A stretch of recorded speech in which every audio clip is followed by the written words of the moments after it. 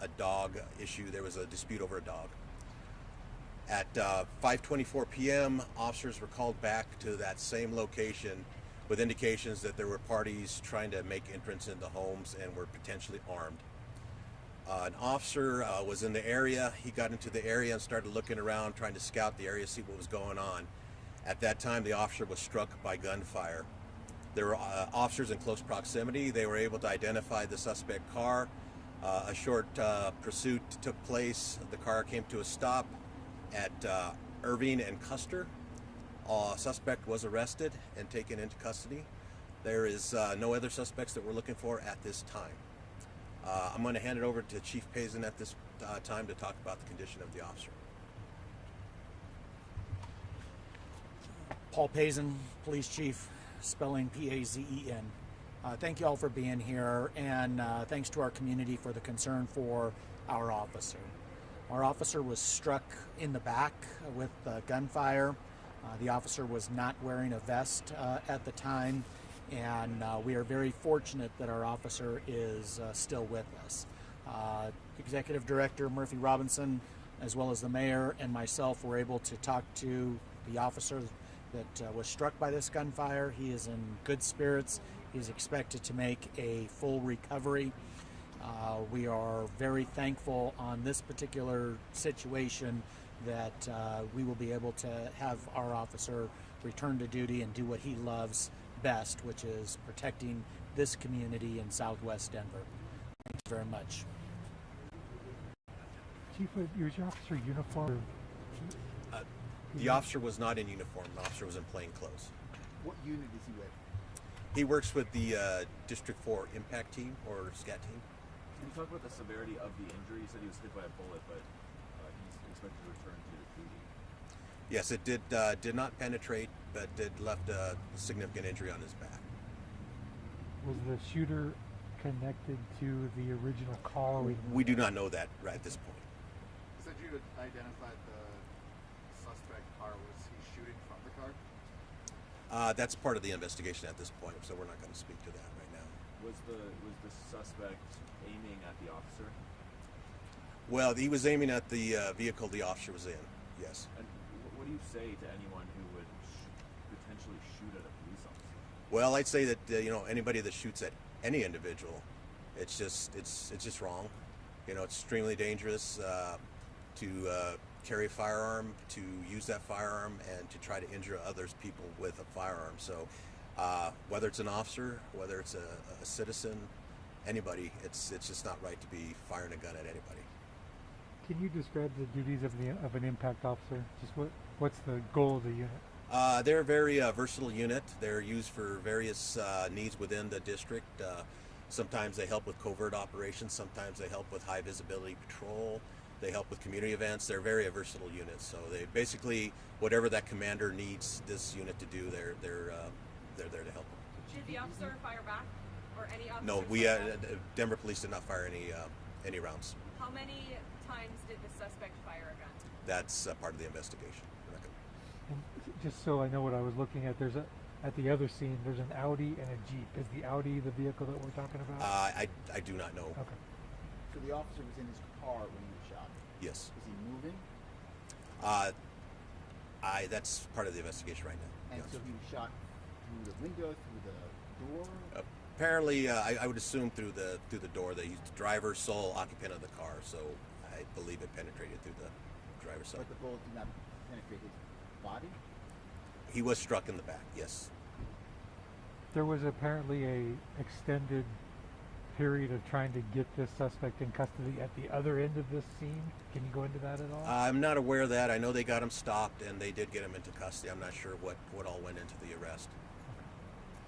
Obviously, a lot of people live right around here. You've got a Boys and Girls Club there. At the other end of the scene, you've got an elementary school. What do you say to people who live in this area who feel like they're not living in a safe spot with their kids right now?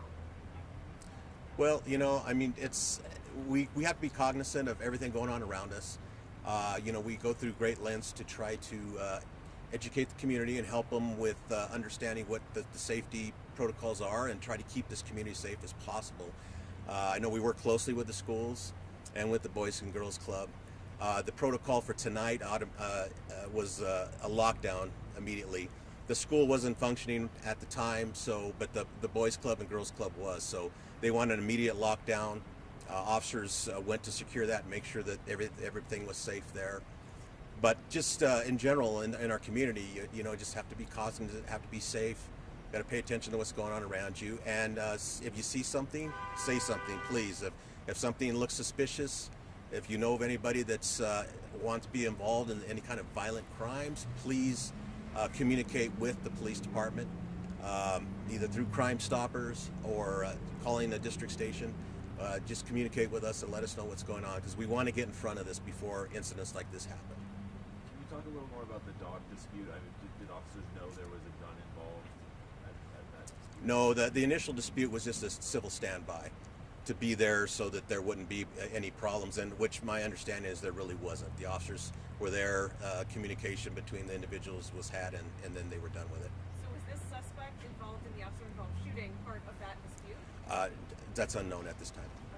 Typically, Chief, should officers in that unit be wearing their vests? Well, if they're going to be involved in a tactical operation, it's best practice to have a vest on. Now, it's hard to say what this was going on at this time when this officer rolled into the area, but I know that officers in plainclothes capacity, when they know they're going to be involved in some sort of tactical operation, they're always vested up. Can you just go into that a little bit? Talk about why he was in plain clothes and if he was on duty, is what you were saying? He was on duty. I can't really explain to what their function was tonight or what their mission was tonight and why he was in plain clothes in an unmarked car tonight.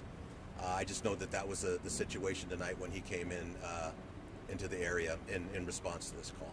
Plain clothes and unmarked car? Yes.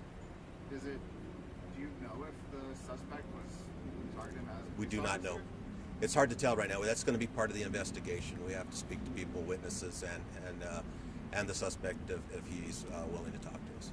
Have you seen an uptick in crime in this neighborhood recently? Is that why that unit was here?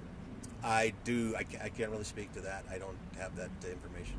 Can you speak a little bit? I mean, we're standing across the street. There's a mural across the street that's an anti-gun violence mural that was just put up this year. I mean, this neighborhood's been reeling from gun violence, and now an officer was hit with a bullet. Can you maybe just speak a little bit to that in this neighborhood? I know there is a lot of work going on in this community right now. I know that they've activated the Westwood community, the police department, other community resources have come in. They're working with the community to really try to emphasize that message. They're trying to make this neighborhood as safe as possible. So there is a lot of work going on, and I think that's part of what went into the mural.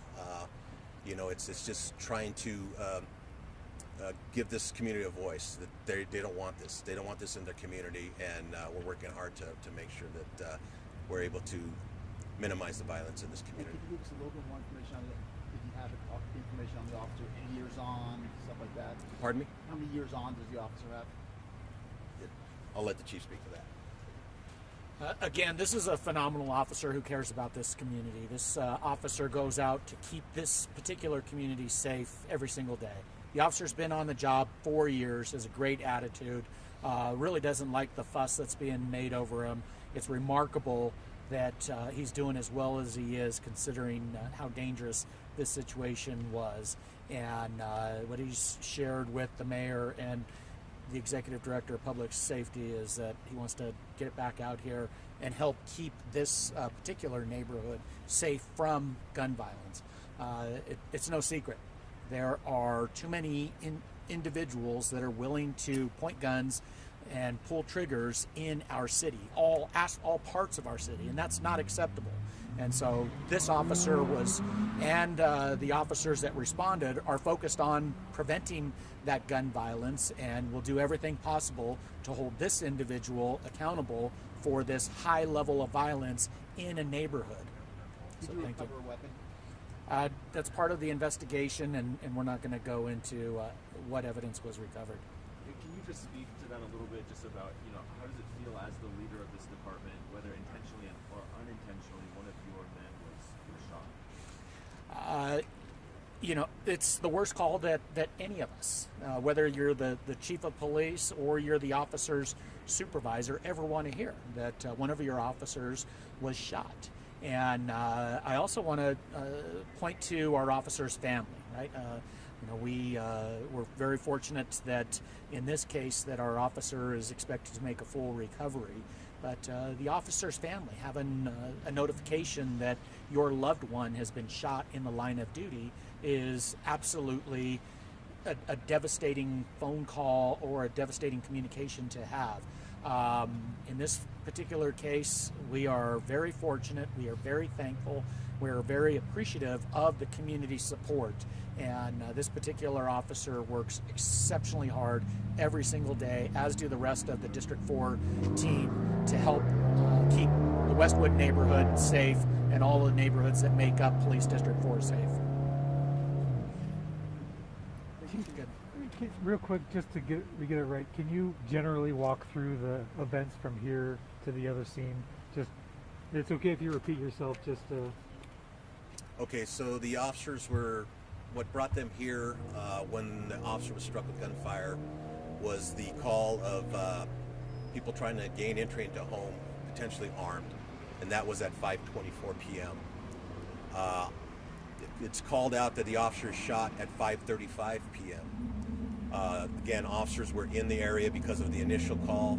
They quickly observed the suspect, initiated a short pursuit, which ended at Cedar and Irving. Custer and Irving. I'm sorry. Custer and Irving. I'm not sure at what exact time the stop was made, but it was in very close proximity to when the officer had been shot. and taken into custody there. Taken into custody at the. So you think the person who was trying to get into the house, the call for the person who was trying to get into the house on was the person who shot at? We're not sure if there's a connection yet. We haven't made that connection. The investigation will hopefully clear that up for us. Thank you, gentlemen. Thank you all. Thank you. Appreciate it.